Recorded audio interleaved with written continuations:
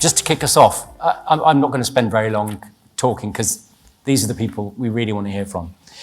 But if any of you were in the session I just gave, you'd have already heard about the kind of storms of disruption that organizations are facing, whether that's to do with the Ukraine situation, with inflation, with aftershocks from the pandemic, whether Brexit for some organizations, of course, worker shortages, which in many cases are compounded by the stuff I just talked about. All of those things, of course, create huge challenges for anybody trying to manage, optimize a supply chain. We have a kind of perfect storm, and I talked about that earlier. And at the same time, of course, organizations, whether they're in retail or logistics or whether they're anywhere in a supply chain, are also going through digital transformation internally. And so there's this wave of modernization that we're seeing that's cascading up and down supply chains, of course, being driven. We saw David from Wired talking earlier about all these amazing new innovations that are affecting how consumers expect things to happen. And of course, while we're not expecting any of the gentlemen on the stage here to suddenly implement metaverse technologies and like to all suddenly offer NFTs or anything like that, changing consumer expectations do have a really important impact on things like making progress more visible, making our operations more transparent, helping people understand more and more about what's actually happening. Go back, a decade or so, nobody had the expectation that they'd be able to track their package across different carriers and across different parts of a supply chain. More and more, it's not just the supply chain actors themselves who need to have that visibility, the end customer needs it too. So we're seeing changing expectations around transparency, around omni-channel connectivity and engagement, around just-in-time service. And all of this, of course, like I mentioned a minute ago, it creates new demands for better accessibility to data, more integrated data, more real-time data, more actionable insight, and more visibility up and down the supply chain. But we also know, and we know this from our research as well, when we look at organizations in logistics and distribution, when we look at manufacturers, for example, and many retailers, all of the different actors up and down supply chains in different sectors, many of them really, really, really struggle with legacy systems, legacy mindsets, siloed organizations, siloed data. And those things are real, they create real speed bumps. So we need to find ways to unlock the capabilities that exist. We need to find new ways to unlock that data, create that visibility, create the ability to anticipate better. And that's what we're here to talk about. So, I'm going to start by asking each of you gentlemen in turn to just introduce yourself and talk a little bit about your business, if that's okay. So, Colm, can we start with you? Yeah. Afternoon. Thanks, everybody, for having me here. Colm Scannel, I'm head of IT for Chadwicks Group. We're Ireland's leading builders merchant. We have over 1,400 colleagues operating from 50 sites nationwide. We're part of Grafton Group plc, who also operate in the UK, the Netherlands and Finland. We specialise in the supply of building materials to the construction industry. Over 80% of our customers are construction professionals, so that's our B2B business. And then we have a retail business, so about 20% of our customers are standard retail DIY customers. And on a side note, we've been using InterSystems technology for over 30 years. Our core ERP system, our front-end system, is built on Cache and Iris technology. And more recently, we've started to use Iris as a middleware solution to connect that ERP system to numerous third-party applications. Fantastic. Thank you very much, Colm. Brilliant. Yeah. I'm Peter Flanagan. I'm CEO of Principal Logistics Technologies. Actually, the technologies is missing from the end there, but doesn't matter. Sorry. Can we just real time? But it's a mouthful, so don't worry. It's okay. But we principally do warehouse management systems. And I think, plus we have also ERP systems in terms of sales order processing and purchase order processing, but more for complex environments like pharmaceutical distribution, where it's kind of very regulated and that sort of stuff. And but our main products would be around the WMS systems. We were founded in 1992, so we've been around quite some time. And I think our sort of mix of customers would be very much in the 3PL logistics space. We would have manufacturing and we would have distribution customers as well. The types of products, mainly we would do a lot of food, chemicals and pharmaceuticals, so there's a lot of traceability in our stuff, and there's a lot of sort of smarts that need to happen, and it's very complex sort of picking operations at times and things like that we manage. And that would be sort of the main sort of cut and thrust of our business. Late last year, we bought our main competitor, I suppose, in Chess Logistics Technologies, and fantastic product they have, and it's based on InterSystems. So that was our introduction into InterSystems, and that's been a very good introduction. And I have to say, I'm absolutely very impressed with what I've seen so far. And we're in conversations to expand the use of InterSystems throughout our product portfolios, and so that's my sort of introduction into systems, but they've been using that for many years. I think sort of a good 30 years, and it's a great product. So that's me. Brilliant. Hi, I'm Paul Martin from a company called MTech Computers Limited. Those that know some history of InterSystems might recognise where MTech might have come from. I've been working for the company for some 20 odd years now. They started in the sort of mid-90s developing ERP solutions for small to medium-sized enterprises. That's where a product called AMO was generated. It used to stand for Advanced Mail Order when back in the day mail order was all the rage. Obviously now it's kind of progressed significantly to sort of multi-channel sort of sales. Quite unusually, we also develop websites that integrate with our ERP solution, which we've been doing since 2000.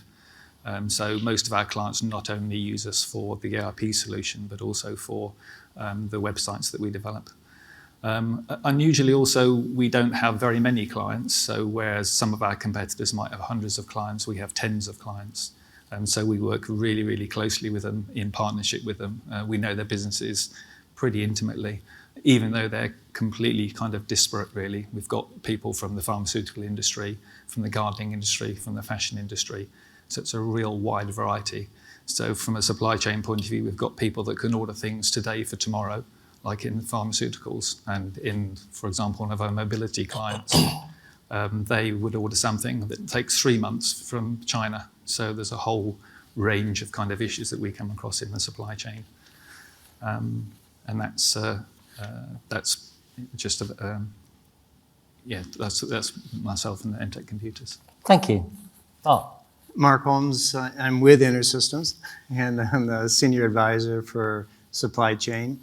And I have over 25 years in supply chain and logistics experience. And my role, I work very closely with Ming here, but my role is how do we take InterSystems Iris and go even deeper into pharmaceuticals and life sciences, but also retail, manufacturing, consumer goods, and logistics.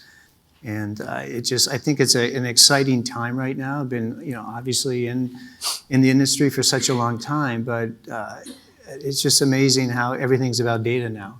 It's not so much about, the application or the enterprise system. It's how do we take what we have and optimize with what we have. Very good. Thanks, Mark. Ming. Hi, my name is Ming Zhou. I'm the head of the supply chain strategy at InterSystems. So I worked in the software business for over 2 decades, and about 2/3 of that time is working on supply chain related software. So here I'm also responsible for the supply chain product roadmap strategies. So if you have any questions, say what do you got to offer? How is your solution differ from your competitors? Or if you have a supply chain use case, you want to bounce by some ideas, and I'll be the person you want to talk to once we finish our session here. All right, fantastic. Thank you very much. Thank you, everybody, for the overviews. And my maths is maybe not fantastic, but I was just thinking somewhere around 100 to 110 years of experience between you guys. Yeah. So I'm hoping that any question these people can offer is just going to be fantastically dealt with. So I'm going to come to you first, Colm, if that's okay. You were saying how, obviously there's a whole variety of stuff you're doing. You're saying you're part of a larger group too. But if you can just kind of zoom out and look more in general terms, what are the main supply chain or business challenges you faced in the last 12 months? And if there's many of them, which there may be, which of those are currently top of mind? Which are the priority for you to try and deal with right now? Okay. I think you touched on your talk this morning. If the last 12 months and more, COVID, the situation in the war in Ukraine has really led to a huge amount of supply chain disruption. We're based on an island. Most of our products are imported. So we're really exposed to that supply chain. So we're seeing a real difficulty with lead times of products, getting them in. And the one measure from our customers is they're looking for everything to be delivered on time and in full. And that's a real challenge for us to be able to do. The other big business challenge, obviously caused by COVID and so on, is the inflationary pressures. So we're seeing construction normally, industry materials normally has inflation around 2%. It's now running around 15%, but some products have gone up to over 100% over in the last 12 months. So that's leading to huge margin pressures for the business. We can't pass on all of those increases to customers. So that's a major challenge for the business. And the third area that we're working on, and it's sort of a challenge, but it's also probably an opportunity if we do it correctly. We're seeing digital transformation, the challenge of implementing that. We're seeing two key trends that affect us, supply chain, digitalization, and then because we were exposed to retail, the retail channel digitalization. So there are two areas that we need to focus on, but there are also probably opportunities if we can do something correctly there. We can help the business there. Right. Goodness. When you talk about inflation of, things that you sell, 15 to 100%, that's got to be a really quite extraordinary thing that you have to try and react to. It's very difficult, and the other thing, it's probably just price fluctuations as well. The likes of timber and steel went right up, some kind of 100%, and then it started to come down. So we have to be very careful where you're buying. How you're buying. If you buy too much and you have too much stock and it's bought at a high price, the business is going to have a real problem then selling that on because you're probably selling at a loss. So there are a lot of challenges that are coming back into IT to see how can we help business with that. And if I may, if you're all right with me just digging into it a little bit more, it's one of the things that, as an outsider and a relative layperson in supply chain, I got the sense from talking to people that for a long time, when markets were quite calm, when there was a lot of predictability, organizations really worked hard to try and lean everything, to optimize everything, to create everything very real time, to minimize stocks and so on, and just enable as much to flow through quickly as possible. But from what you're saying there, it's almost like you're having to create buffers that maybe there weren't buffers before, in terms of, like you said, buying the right amount, not too much, not too little. But obviously, if you do that, you have to create buffers between the supply and the demand. Otherwise, you're going to get really, really bad operational challenges. Is that a fair thing to say, that you're having to think differently about this? We also had to leverage off our suppliers, our partners. We would buy a lot of product off a lot of distributors who would hold a lot of the bigger amounts of stock. But again, they have challenges. So we have to work closely with them to know what their stock levels are and what we can draw down on. So it's that kind of predictability is an area that we need to work on. Did you get a lot of trouble with forecasting for supplies and lead times on supply chain sort of stuff coming through and that sort of stuff? Absolutely. It's an area that we do a lot of work on. We do some analytics on, but it's an area that we do have to definitely improve on. So, but it's very hard to forecast in our industry when you don't know what's going to happen, who's building what, and people are holding off building. But that's an area that we definitely need to work on. Yeah. I think as a general point, what our customers have found in a kind of a wide range of industries is the fact that they're used to being in such a predictable stable environment, which they probably didn't realise. So everything was kind of focused, narrowed, optimised, and suddenly things started happening. COVID, the war in Ukraine, the economy, and suddenly they realised that this worked fine while everything was stable, but now it's not. It's like, well, what do we do? Because we weren't really prepared. We didn't either have the stock, didn't have the functionality. So that's just a general point, really. Yeah, this is kind of huge. Somebody was telling me the other day that their way they thought about it is this kind of cone of uncertainty that's ahead of people. And you just say, well, where do I go? It's very tough. So let me come to you, Peter. Yeah. So as a partner, from your perspective, what have you seen in your customers in terms of the challenges they've been dealing with and the challenges you've had in delivering value to them in this new environment? I think it's quite it's a bit broad, like, I mean, a lot of our customers, like, say, particularly our 3PL customers, I suppose, they've been sort of hit by huge volume increases and that sort of stuff, particularly with COVID and a lot of stuff going online. You've got a lot more storage in warehouses, you've got a lot more shipping. But there's also been a very big push for integration work. So, like, I mean, sort of getting that supply chain digitalization. So, like, a lot of our customers would be integrating with their customers, and so on and so forth. So, from a delivery point of view, like, we've had a huge increase in professional services, for the delivering of integrations and that sort of stuff. But from our customers' point of view, I think, like, they have certainly had to become sort of innovative in looking for ways to increase their throughput through their facilities, and also reduce cost at the same time, which is driving into technologies. And one of the big problems they have is resources, and you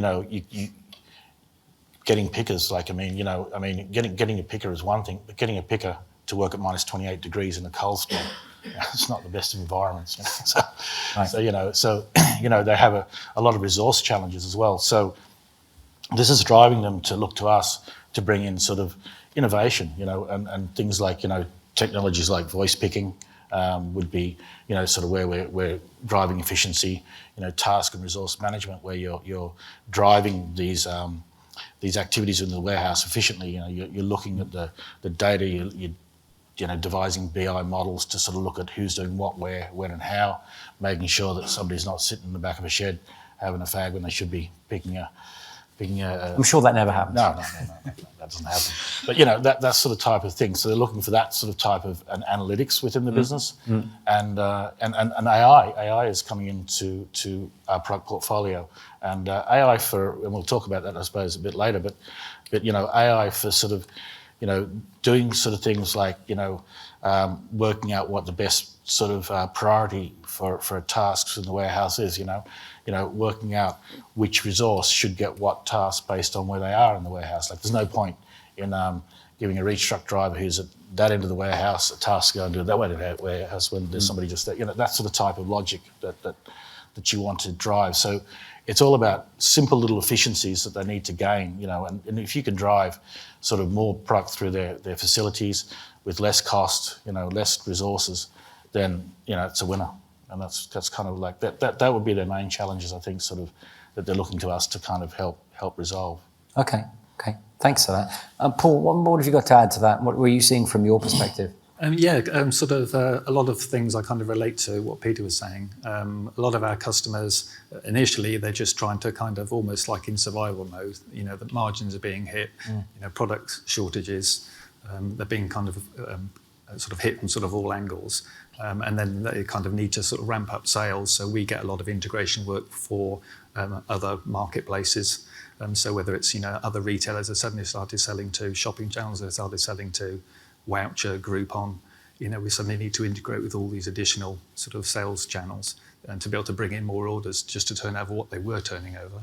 And then also with the economy, sort of even payment systems like buy now, pay later systems like Klarna. A lot more sort of work for integrating with those systems so that people that are on tight budgets can spread payments. So that's a lot of sort of integration work, and obviously they're quite stressed, so they're pushing it. There's a lot more push for development. While things were kind of rosy, not so much. But when things are kind of hard, it's like, well, I want these integrations. I need this. I need this. So there's quite a lot of pressure, for us to sort of deal with, through customers. Yeah, integration seems to be the big thing. Yes. I think sort of and actually just thinking if I look back 10 years, with our systems, we'd have the ability for, people to key in the orders or key in whatever else. I don't think I can put my hand on anybody who now keys in orders. Who keys in orders anymore? No, it's just not necessary. It's all coming through the integration channels. So. You tend to get call centres for people that can't code with websites. They'll call the call centre or something like That's that. That's right. Yeah. And couriers are similar. We get integrations for new couriers. A person will say, "Oh, I've got a contract with a new courier. I need to switch now," or another collection company. And returns has become quite a big deal as well. Of course. Dealing with sending out labels for returns integration. In that courier integration, there's so many couriers, and they all have their own different labels. They do, unfortunately. Ways of doing it. And they do change. I mean, a company will be with a courier for like a year, 18 months, and suddenly someone else will knock on the door promising that they can do something better. They might find out that it's perhaps not quite the case. But and also these days with systems, part of the sort of technology and systems means that any company has probably got 2, 3, 4 couriers. Yep. Highlands and islands, local, international, overseas. You've got dangerous products which can only go by certain couriers in certain ways. Overweight products, oversized products. So one courier can't do everything. So you have to have systems which recognise the shape of the order, the size of the order, how it can be split. To be able to use this courier for that courier for this. So it's. Yeah. You could just hard code all that, surely. My wife, who works in retail, was just telling me one of the big UK department store retailers, I think it was like 55% of products that get ordered get returned. Yeah.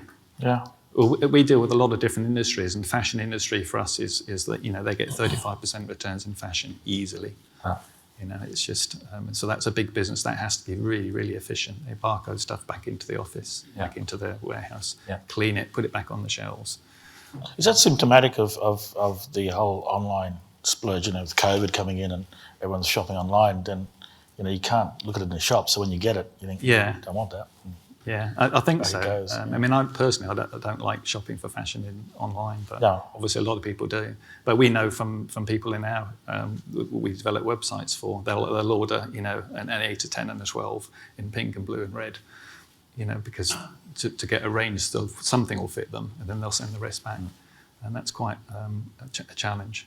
Yeah, and they have to obviously build in margins to allow for that quantity of returns. Fashions are not so bad because at least it's kind of normally small and compact. If you're dealing with larger items, that's a big issue. It's a problem. I'm conscious that we haven't, you gentlemen are sitting at the end. That's okay. Expecting. Is anything to add to this from your perspective in terms of how you're seeing clients deal with things? Yes, I mean, it's just to continue the theme is, we look at it from a client and a market perspective is it would be around how do we enhance the line of business decision support? So based on what you just said, there's like 4 different elements to that. So, it's become so much more important now because of, number one, all the labor shortages, the loss of tribal knowledge. Then there's disruptions at an all-time high along the global supply chain.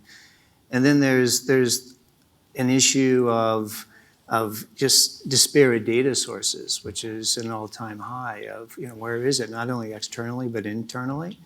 And then there's added pressure from to the line of business, making sure that the decisions they make are always at an optimal margin perspective, looking at different transportation, maybe it's inventory, positioning, customer service levels. It's difficult for the line of business person to do that, and that's where technology and, like you were just saying, AI and ML come into play because it needs to be real time, it needs to be accurate, it needs to have the recommendations given to that line of business person so that they could do more and be more effective, more optimized in their decisions. Yeah. For sure, no. You want to chip on that as well, Ming, or shall we? Sure, just a quick comment. So we heard a lot of the tools that we need to make your supply chain business successful. We heard about forecasting models, we talk about integrations, we talk about MLs. So one thing I would like to say on that front is, supply chain is such a dynamic business. And whatever solution you have implemented today, it needs to be adjustable easily for the new challenges, for the new boundaries, new conditions, right? COVID or whatever thing that you may have.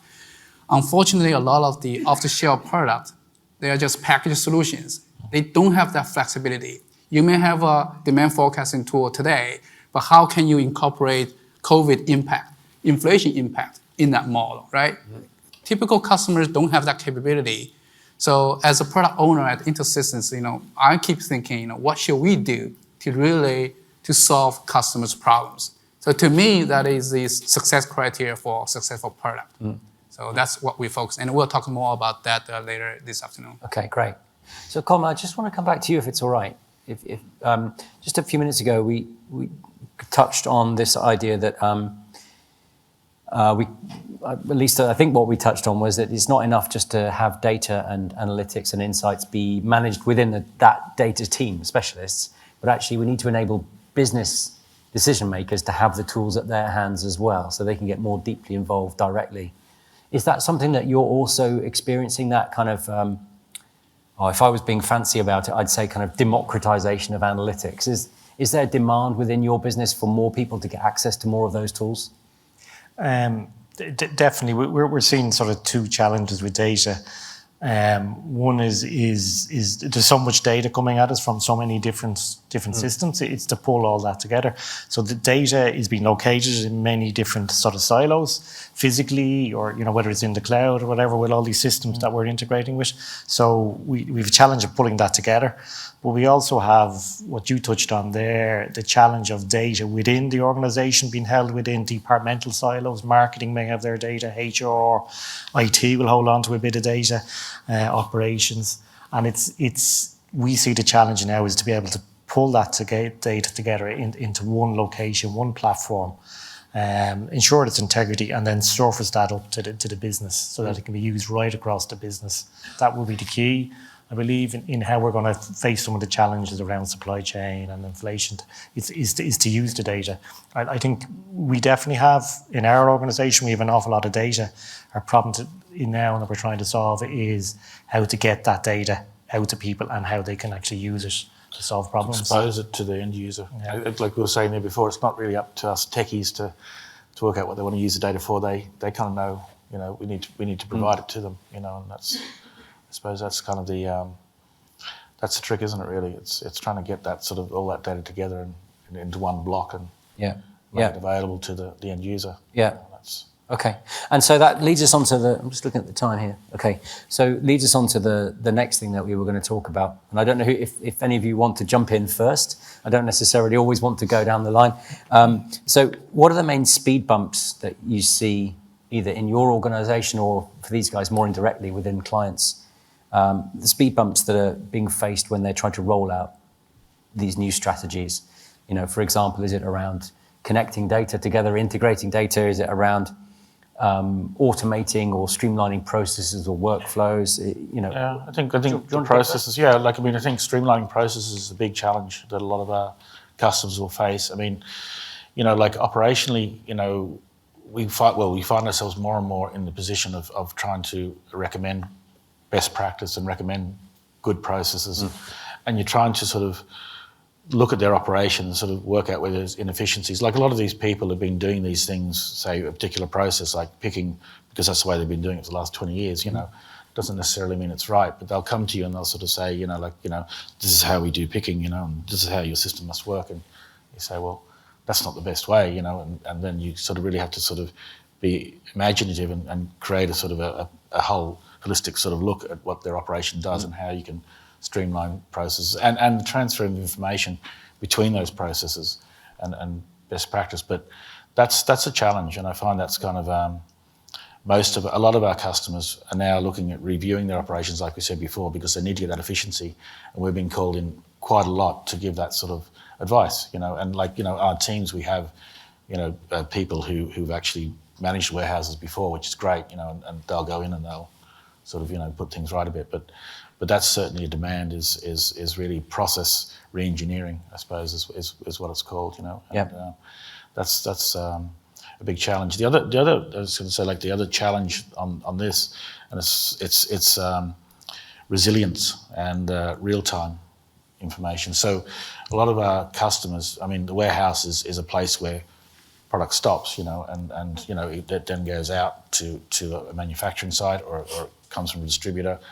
So you've got this whole real-time kind of processing. So there can be a problem if the systems break down in the middle of that supply chain. And some of our customers are we supply gases and chemicals and things to large chip manufacturing in Ireland and in China. And if a certain batch of a certain chemical is being graded on a particular machine, doesn't arrive in the right sequence in the right time, then you've got a whole wafer of chips probably worth $500 million, I don't know, whatever they're worth, toast, and that's the sort of, so that's the sort of type of real-time information. So their customers will press upon them to make sure that their systems are resilient, they're secure, they follow process, they follow procedure, that they can recover quickly. And one of the things I was sort of saying in resilience, it's not just about having, a snapshot of data every 15 minutes, I mean, like if you're dealing with serial numbers on chickens and, you've got to send it to China and you scan all those chickens and send them off in a truck and your system goes down and somebody says, oh, there's a snapshot, 15 minutes ago. Well, the truck with the chickens has gone down the road. 15 minutes is no good.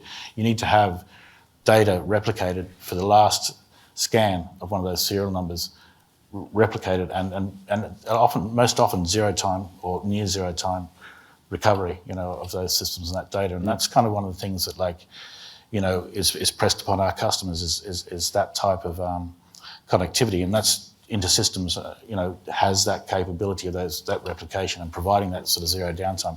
And it has to be that resilience has to be at the database level. It has to be, that replication of every single transaction as it's committed. It's committing to another database somewhere else that's safe, Yeah. And, so there's some of the challenges I think that our customers also face, is providing that level of service. Yeah. To pick up probably on the first point you made around where you're working with customers and changing their operations, that's the real challenge we're seeing. It's around that digital transformation. I think we all now we've talked about what we need to do and the tools to do it and using data.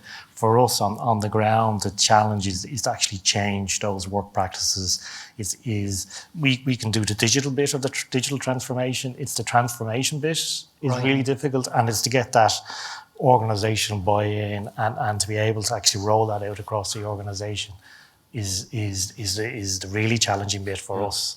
And I really like the way you phrase that. The digital bit is maybe not easy, but it's easier. It's the transformation that's hard. So just digging into that, what is it that makes that hard for your organisation? Is it about just people having been there a long time and having their fixed ways of thinking or working, or is there something else going on? What are the things that makes that difficult? I think it's many. As Peter mentioned, a lot of people would have been doing in our industry would have been doing the same thing for the last 20 years, and it worked really successfully, and we've grown to be a successful company on the back of it. So now all of a sudden, rapidly, we're trying to change things and change. Everybody says they like to change, but nobody really does, because as long as it's not impacting them, yay. So it becomes that's it's to change those practices and to see how we can roll out technology to augment what people are doing. But it does need a fundamental sort of rethink of what we're doing today and imagine what it is. And it's to get that buy-in from right across the organisation. And it can't just be at the top of the organisation. That's because it's going to impact every level, right down to the general operative who's actually doing the picking of the goods and the loading of the goods, and to put technology in their hand where before they mightn't have had it. That's a major challenge. Yeah. We've had kind of serious, similar sort of happenings with people that take on ERP systems and in purchasing, when they're used to purchasing in a particular way, and you might have, like in one company we had, there was like 10 people purchasing certain products for this company, and it gets kind of replaced by a system which in theory can do their jobs and just tell them what to purchase, when to purchase it, how many to purchase, what quantity to purchase in. And so that's quite a kind of a transformation for the business. The digital, as they were saying, the digital part is relatively straightforward, which it isn't, but Yeah. I mean, and even sort of purchasing systems have grown from the old days of min-maxes and quantities. It now involves lead times, it now involves forecasts. And then some people can do forecasts based on last year because all they've got to go on is what's happened historically. Yep. Some people can start putting in forecasts for the future if you know what media you're going to be advertising in, or if you know how much your marketing spend is going to be in what channels, you can try and forecast it. Some people have got catalogues where we can actually put in, okay, we're going to be producing this catalogue with these products in this period of time, and based on what the previous catalogue done, you can kind of forecast what that catalogue is going to do. And all these kinds of things, it's something that just people individually on their own aren't going to be able to handle. You need systems to be able to look at all this and look at lead times and safety lead times and economic order quantities, and then when sort of new products come out, it's like, well, how do you forecast what this new product's going to do? Oh, well, you map it to this other product which is similar. Yeah. Yeah. And there's the digital stuff is relatively simple, but it gets more and more complicated. More and more layers get put on top of it. Yeah. And the difficulty probably is more in getting people in tune with that, trusting the system in some cases. Because occasionally the system hiccups and you're buying the wrong thing, and it's generally because something's been set up wrong or configured wrong. Yeah. It's really interesting. Just a quick observation. We're talking about the digital and the transformation bit.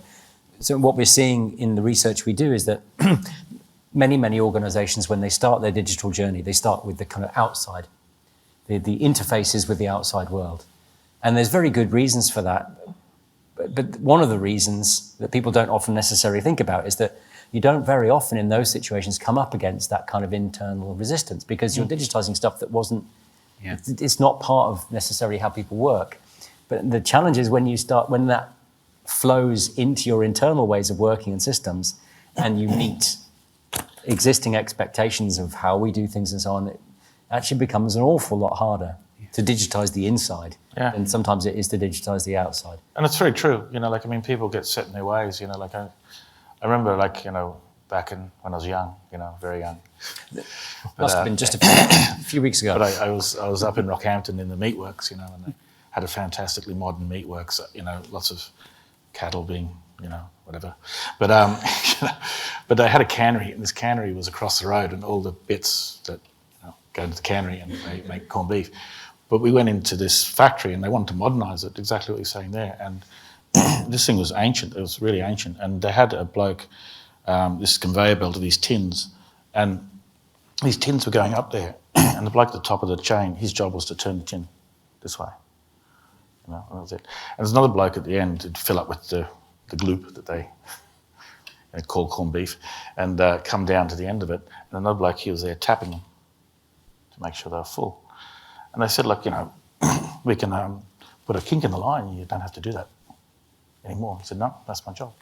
That's what it was. And he wouldn't do that. And the guy down tapping, he said, we can put a set of scales here, and you can go do something else. We're not going to sack you. He said, no, that's my job. And they couldn't modernise it because that's what I do. That's what I'm going to do, and that's how I'm going to go. So those internal sort of things can be very difficult. Now that's probably an exaggeration of things, but if you've got somebody who's been working in a certain pattern for 25 years or 30 years, it's you've got to try and bring them along the journey and try and sort of make sure that I suppose, and that's a HR sort of thing. I don't know. But it is that's the challenge for digitalisation in some cases. I think is you're going to replace something that somebody's been doing, and maybe that's a discomfort for them, Yeah, we also find it in really high tech settings. So we were talking to an organisation the other day that's really going hard on migrating everything to the cloud, and they said the guys who run our data centres took us on a tour, and they said this is our CV. It's basically everything that they'd created over the last few years was there. Yeah. And then you're saying to them, well, Yeah. Good luck. Good luck. So, all right.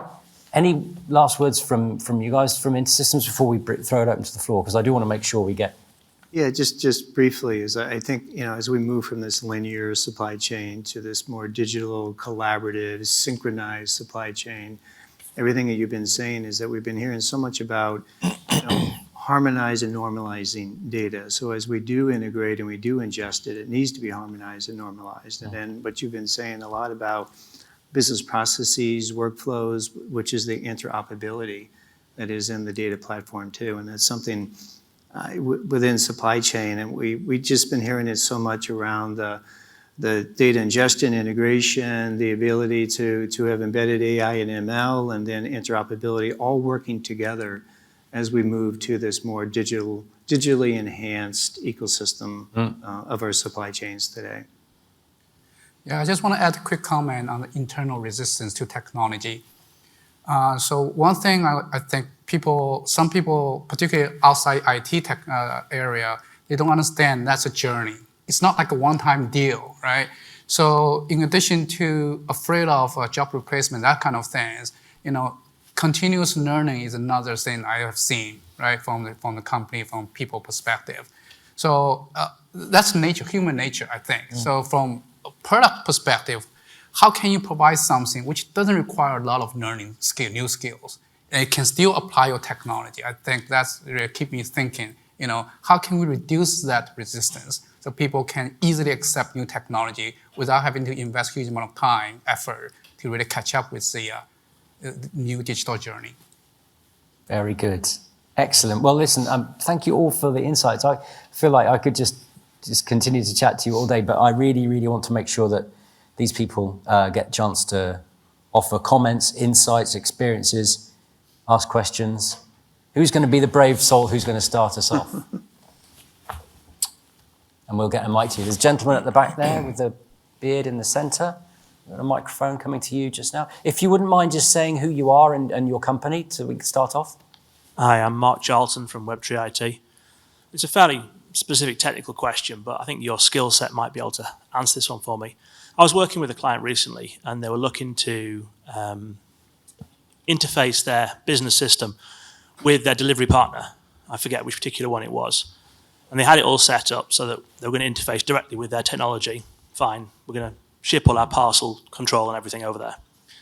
And I said, well, do we really want to integrate directly with one supplier? Is that the best way for us? And they're, yes, we've got a business relationship, we've got a commitment, we've got a contract, this is what we want to do. And I said, well, it's a single point of failure, so should we actually move to a multi-channel where we talk to one person and they can provide 5 or 6 different courier types, different providers who can all come and do our parcels for us? They're like, no, we don't want to do that. So we talked about this for a few months. In that time, their nominated supplier said, we're pulling out of the UK market. And everything went to pot. But they were like, well, if we go that route, we haven't got control of who we're working with. We haven't got control of the direct relationship with our transport people. So are we better off having relationships with couriers directly, or are we better off getting somebody else interfacing with the various couriers, losing that connectivity and that data of what's happening, and losing control, but putting a single point of failure in, it's now that intermediary body? Yeah. Great comment and question. Thank you. Yeah. Who wants to have a go at that? I mean, I don't want to having a go. I mean, obviously, we deal with a number of different customers, and each of those customers deal with a number of different couriers. I think what you're looking at is a kind of an ideal situation, but I'm not quite sure it kind of really exists necessarily. Some of our customers are very specific about what courier they want. They've had a specific deal with a specific courier. And we are aware of couriers like GFS, for example, who like do a number of different couriers, and you just integrate with GFS and they integrate with the various people. But people might be able to get better contracts outside of that. And also, one courier or one hub might not be able to cope with the different variety of different parcels that some of our clients have got.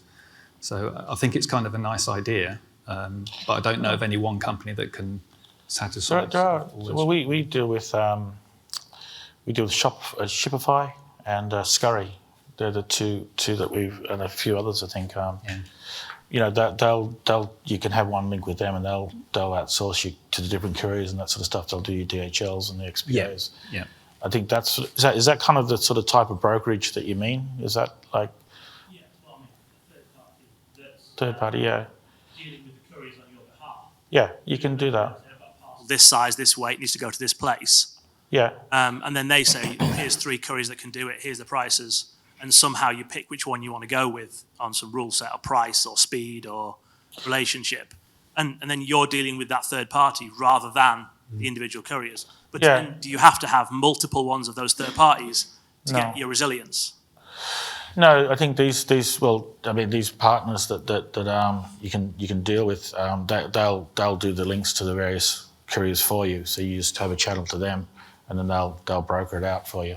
I just know those 2 that come to mind, and I know sort of there are others that do that, but they'll charge. There's a cost on that, so it's not like it's There'll be kind of commission. There'll be a commission and that sort of stuff going on, that sort of thing. But it does give you that resilience that you're looking for. They certainly are available. Yeah. We haven't come across ourselves couriers, or our customers haven't wanted to use couriers like that ourselves. But we might be dealing with the wrong industry or the wrong level. It might be sort of the larger customers. Yeah, well, look, we have the exact same problem. Like, how do we interface with couriers and like we've handled it in house. We've own an in-house development team. We use a middleware solution. I think the key for us is to be able to set it up in such a way is that the code can be as reusable as possible. The interface can be as reusable as possible. So when you do have to change, hopefully is as little redevelopment as possible. So that's the way we've had to manage it, because I don't think there is a nirvana as that you can have one brokerage that's going to solve all your problems for you. Yeah, and there's some of our customers are using these, but like you're right.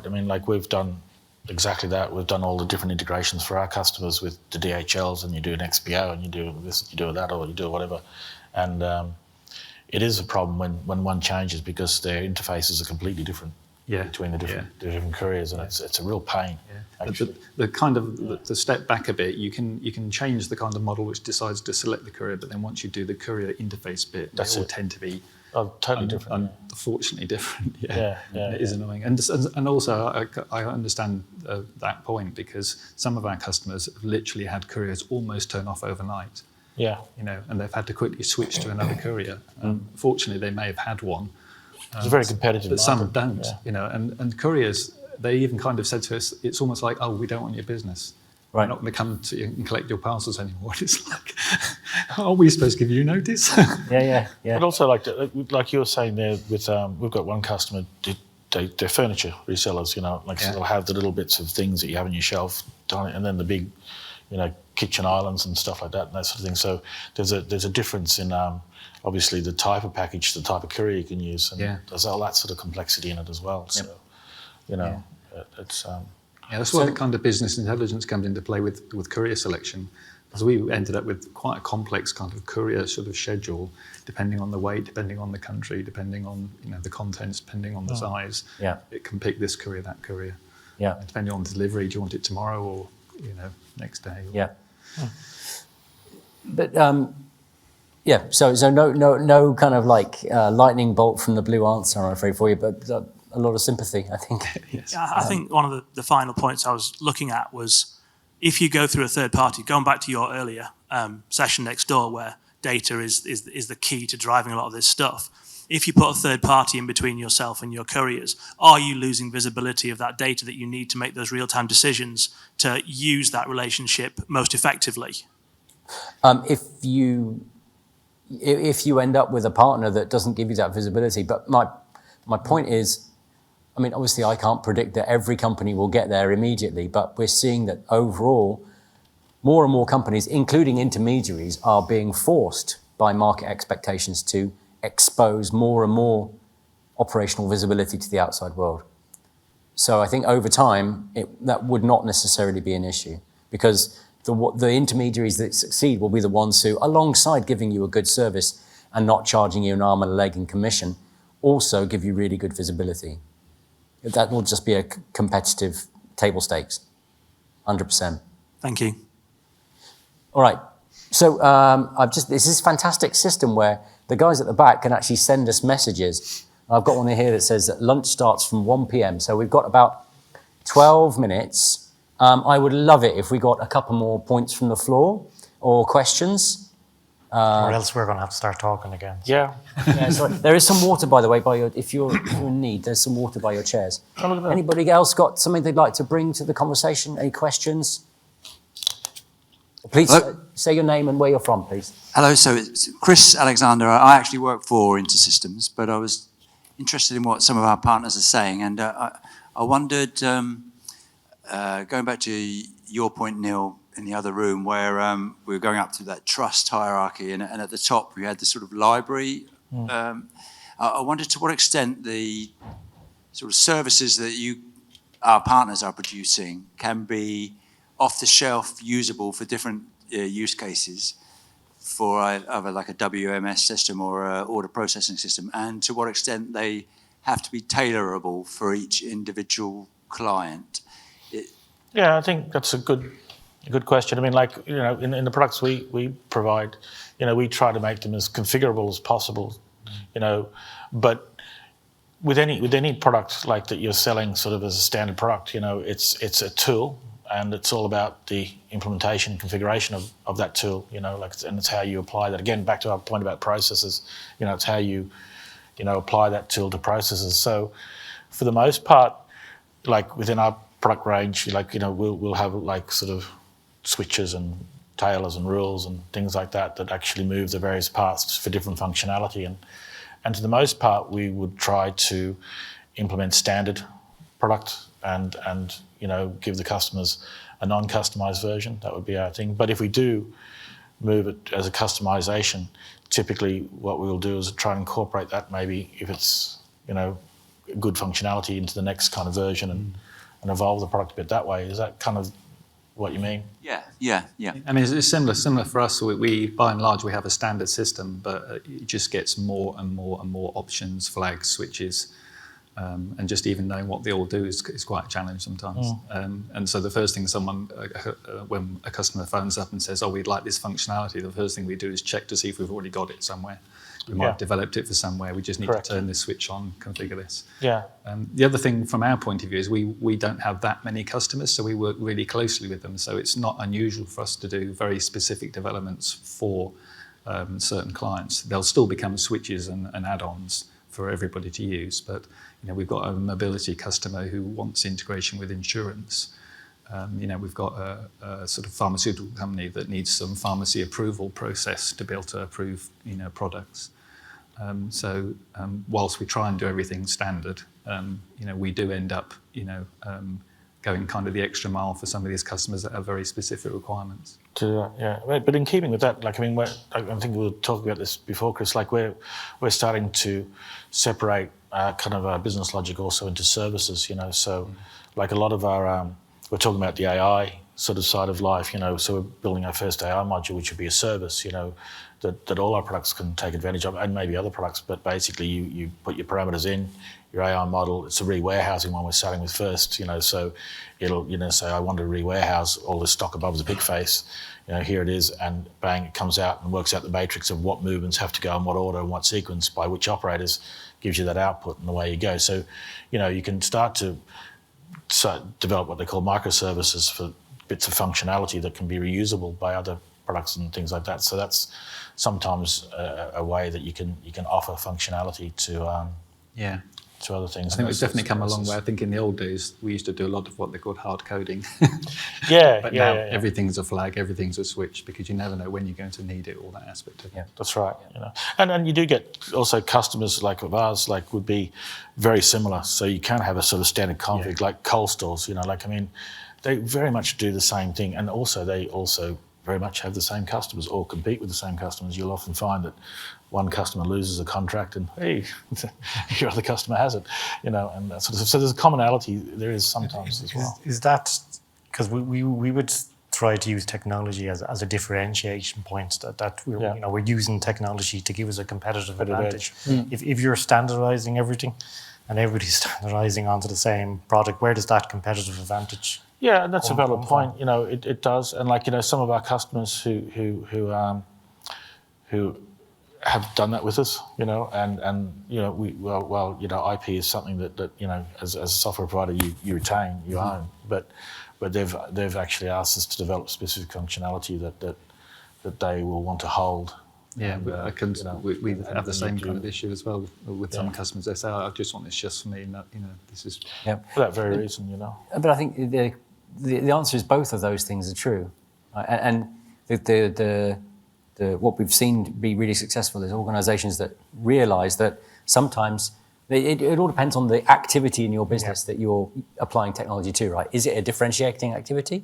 In which case you can, build custom, you can innovate, you can do all kinds of good stuff. If it's something that doesn't differentiate, it's just a cost of doing business, then minimum viable customization, I think, is the way forward. Yeah. TM.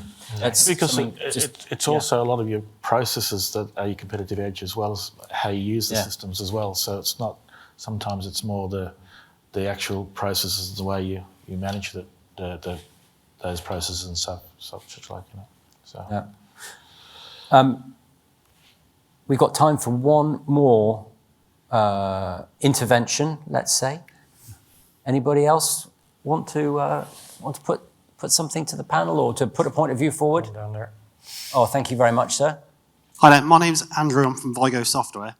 We write software for palletised transport businesses, so people who are in networks like Pallet Track, Pallet Line, Pallet Force, you'll have heard of some of them. In fact, Pallet Line is about 100 metres in that direction from this site.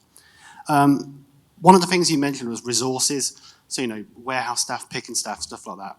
And our customers had issues, last year with COVID and the increase in home deliveries and stuff with getting drivers and getting new staff. Yeah. So I wondered, with your systems, how do you cope with maybe training new staff, especially when you've got these big systems with feature sets you can toggle on and off, because it's not the kind of thing you can easily write a manual for, is it?